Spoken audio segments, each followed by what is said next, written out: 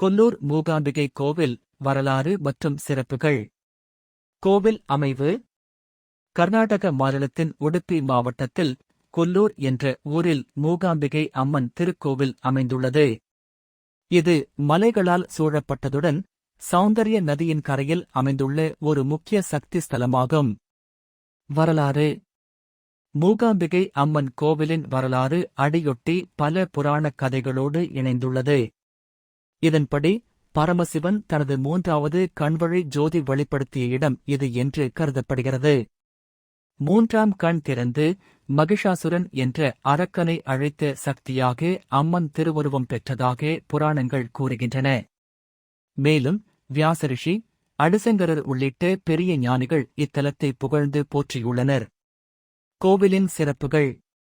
அம்மன் திருவுருவம் மூகாம்பிகை அம்மன் வெள்ளி, பொன்னால் செய்யப்பட்ட அற்புதமான மூர்த்தியாக பிரதிஷ்டை செய்யப்பட்டுள்ளார்.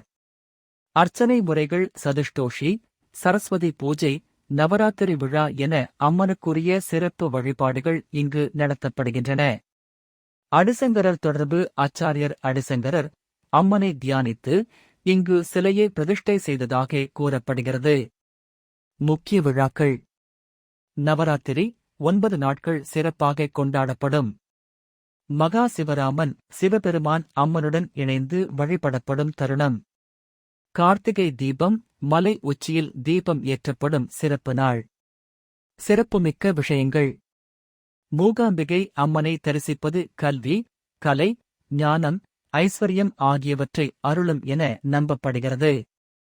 கோவில் சன்னதி மிகுந்த ஆன்மீக சக்தியால் ஒளிரும் தன்மை கொண்டதாக கருதப்படுகிறது. இங்கு எழுச்சி செய்யும் சக்தி மூர்த்தியாக மூகாம்பிகை தரிசிக்கப்படுகிறார்.